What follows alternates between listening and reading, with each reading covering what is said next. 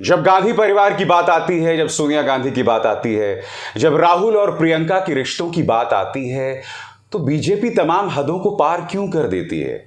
Bharatiya Janata party को ऐसा क्यों लगता है कि उसके लिए कोई लक्ष्मण रेखाएं नहीं है? मैं आपको बतलाना चाहूंगा दोस्तों कि पूरी भाजपा सरकार सोनिया गांधी, राहुल गांधी की बुजुर्ग मां सांसद सोनिया गांधी के पीछे पड़ गई है, उस पर हमला बोल रही है और हमले में तमाम हदों को पार किया जा रहा है। सबसे पहले दोस्तों ये ट्वीट देखिए।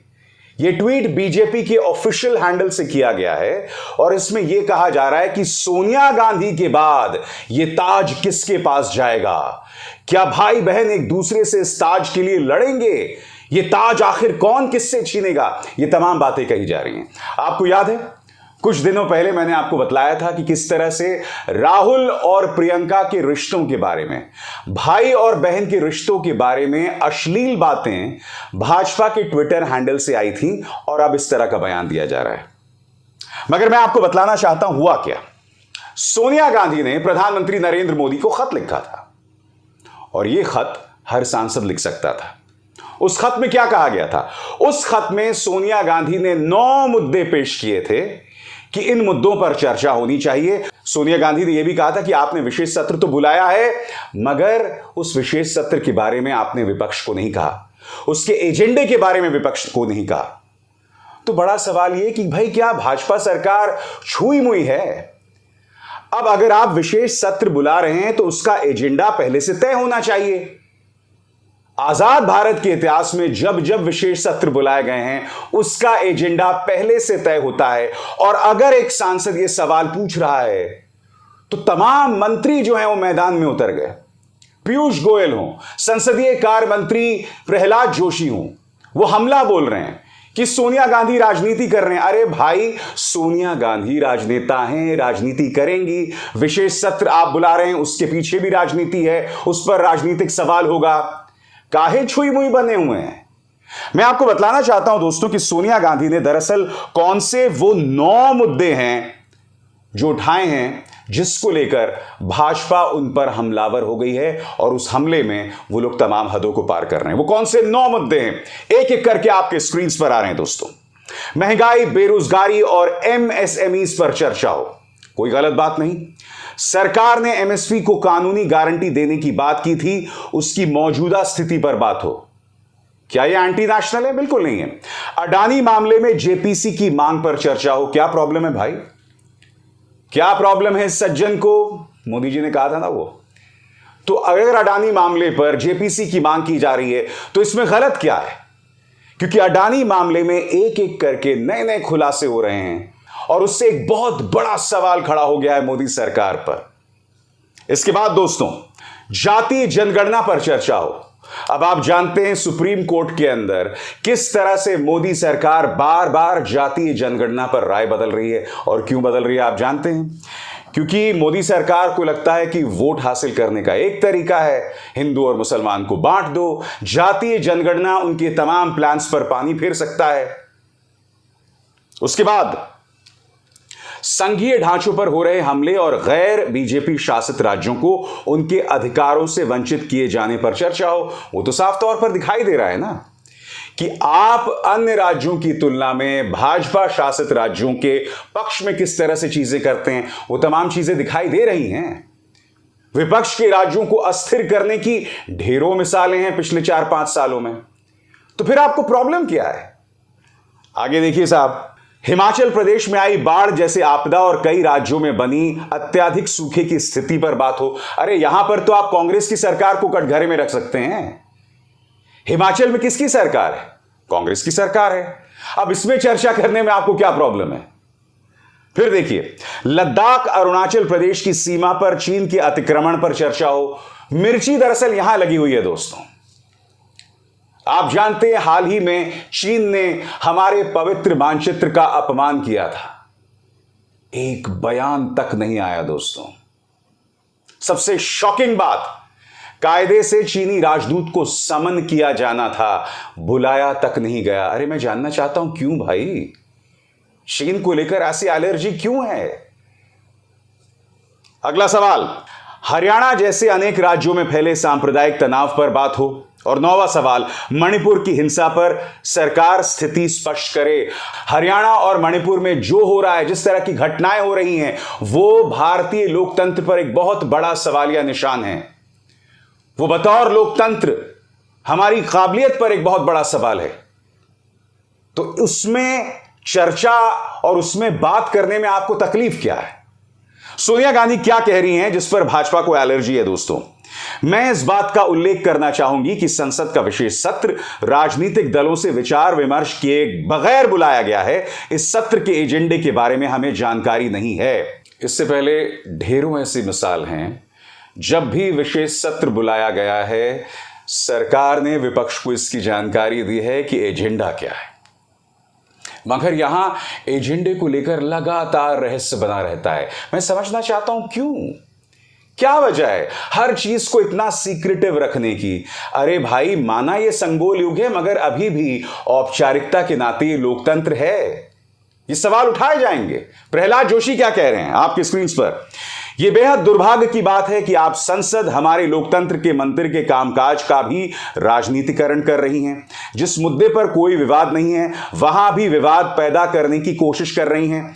अनुच्छेद 85 के तहत संवैधानिक जनादेश का पालन करते हुए संसद सत्र नियमित रूप से आयोजित किए जाते हैं। यह अधिकार है कि राष्ट्रपति समय समय पर संसद के प्रत्येक सदन को ऐसे समय और स्थान पर जो वो ठीक समझे अधिवेशन के लिए आहूत करेगा। एक सत्र की अंतिम बैठक और आगामी सत्र की प्रथम बैठक के लिए तय सीमा के बीच 6 महीने का अंतर नहीं होगा। और यही नहीं दोस्तों, आपके स्क्रीन पर Piyush Goyal, it is extremely unfortunate that Sonia Gandhi has sought to politicize and create controversy about our parliament, which is a temple of democracy. Never before in so many years, irrespective of the party in power, has there been an agenda of a parliament session. मैं समझना चाहता हूं, इतनी खुलेआम ये लोग गलत बयानी करते कैसे हैं, मैं समझ नहीं पाता हूं दोस्तों। इससे पहले ऐसी ढेरों मिसाल हैं जब विशेष सत्र बुलाया गया है और हर एक विशेष सत्र का एजेंडा होता है। हर एक विशेष सत्र का एजेंडा होता है। मैं यही तो समझना चाहता हूं, अगर आप एजेंडा बता देंगे तो प्रॉब्लम क्या है? इसको लेकर इतना रहस्य क्या है? अब जाहिर सी बात है कि कांग्रेस ने इस पर पलटवार किया है। कांग्रेस के नेता जयराम रमेश क्या कह रहे हैं? किसे गुमराह करेंगे जोशी जी? प्रत्येक विशेष सत्र बैठक का एजेंडा पहले से पता होता था। यह सिर्फ मोदी सरकार ही है जो लगातार संसद का अपमान कर रही है और संसदीय परंपराओं को विकृत कर रही है। पिछली सरकारों ने, इसमें आपकी सरकार भी शामिल है, संविधान दिवस, भारत छोड़ो आंदोलन और ऐसे अन्य अवसरों के लिए कई विशेष बैठकें बुलाई हैं। ये रही पिछली सरकार की विस्तृत सूची। शुरुआत विशेष सत्र के से करते हैं। अब इसके बाद जयराम रमेश कुछ तथ्य पेश करते हैं और जाहिर सी बात है इन तथ्यों का जवाब भाजपा के पास नहीं है। वो बताते हैं 30 जून 2017 जीएसटी लागू करने के लिए आधी रात को विशेष सत्र बुलाया गया था। एजेंडा था वामपंथी पार्टियों द्वारा यूपीए 1 सरकार से समर्थन वापस लेने के बाद विश्वास मत के लिए जुलाई 2008 में लोकसभा का विशेष सत्र। साफ है, क्या प्रॉब्लम है इसमें? भारत की स्वतंत्रता की 50वीं वर्षगांठ मनाने के लिए 26 अगस्त 1997 से 1 सितंबर 1997 तक एक विशेष सत्र बुलाया गया था। ये मिसाल है आपके सामने जो जयराम रमेश पेश कर रहे हैं। इसे फैक्ट चेक करने की जरूरत नहीं है, क्योंकि आपको याद होगा अब से बहुत पहले मैंने एक कार्यक्रम किया था जिसमें तमाम जानकारियां मैं आपको पहले ही दे चुका हूं। कांग्रेस तो अभी पेश कर रही है, ये जानकारियां मैं आपको अपने मंच पर दे चुका हूं। तो भाई इन मुद्दों पर बात करने में आपको तकलीफ क्या है? आगे, इससे पहले भी ऐसे 2 मौके थे जब लोकसभा भंग होने पर उच्च सदन की बैठक विशेष सत्र के लिए हुई थी। और वो कौन कौन से सत्र हैं? अनुच्छेद 356(3) के प्रावधान के तहत हरियाणा में राष्ट्रपति शासन की मंजूरी के लिए 3 जून 1991 से 2 दिनों के लिए विशेष सत्र। अनुच्छेद 356(4) के दूसरे प्रावधान के तहत तमिलनाडु और नागालैंड में राष्ट्रपति शासन के विस्तार के लिए फरवरी 1977 में 2 दिनों के लिए राज्यसभा का विशेष सत्र, और इसके अलावा कुछ तारीखें पेश कर रहे हैं जयराम रमेश, जिसमें वो बतलाने की कोशिश कर रहे हैं कि भाई कौन कौन सी तारीखों को विशेष सत्र जो बुलाए गए थे। नवंबर 2019 को पहले से चल रहे शीतकालीन सत्र के बीच संविधान की 70वीं वर्षगांठ के उपलक्ष्य में सेंट्रल हॉल में दोपहर से पहले विशेष बैठक, 9 अगस्त 2017, 26 और 27 सितंबर 2015, 13 मई 2012। भाजपा को क्या लगता है कि देखिए हम तो जो भी अनर्गल कह देंगे, कुछ भी अनाप शनाप वाहियात कर देंगे, हमें चुनौती देने वाला कोई नहीं है। देखिए विपक्ष ये बात कहेगी, विपक्ष का काम है, मगर कायदे से तो मीडिया को ये सवाल उठाना चाहिए ना। और आप भी जानते हैं कि कल देर रात मीडिया किन कचरा मुद्दों पर डिबेट कर रहा था। उन मुद्दों का सिर्फ एक मकसद था कि विपक्ष के साथ जो है या विपक्ष के खिलाफ एक सुपारी ली जाए, उन पर टारगेट किया जाए। कभी भी मीडिया यह प्रासंगिक सवाल नहीं पूछता है जो आज मैं आपके अपने मंच पर बता रहा हूं। और मैं फिर भाजपा से सवाल पूछना चाहता हूं, क्योंकि देखिए प्रधानमंत्री नरेंद्र मोदी कहते हैं कि मुझे गाली दी जाती रहती है, उस गाली को मैं अपनी ऊर्जा बनाता हूं। तो आपके प्रति तो सहानुभूति दर्ज करने के लिए पूरा मीडिया है, मगर कार्यक्रम की शुरुआत में मैंने आपको बताया था किस तरह का अनर्गल प्रचार सोनिया गांधी, प्रियंका और राहुल के बारे में किया जा रहा है। और आपको याद होगा इसी मंच पर मैंने आपको बताया था कि भाई और बहन के रिश्ते के बारे में भाजपा ने अश्लील प्रचार किया था, और न सिर्फ भाई और बहन के रिश्ते के बारे में, तमाम पार्टीज में जो जो रिश्ते हैं उनके बारे में हमला बोलना। याद है कि नहीं आपको? 27 सेकंड का एक क्लिप फिर से देखिए। मेरे बड़े भाई इधर देखो, सबसे ज्यादा गर्व तुम पर है। मीडिया में राहुल गांधी और प्रियंका गांधी हमेशा से ये दिखाने की कोशिश करते हैं कि उनके बीच के रिश्ते कितने घनिष्ठ हैं। लेकिन क्या वाकई इन दोनों भाई बहन का रिश्ता एक आम भाई बहन जैसा है?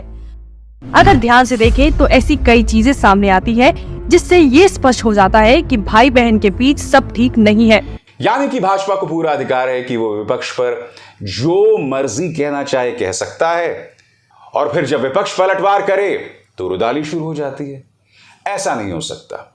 मुद्दों पर आइए, तथ्यों पर आइए, संविधान के तहत जो मुद्दे हैं उनसे भटकिए मत, और फिर बात कीजिए। क्यों बात कीजिएगा? अब अभिसार शर्मा को दीजिए इजाजत। नमस्कार।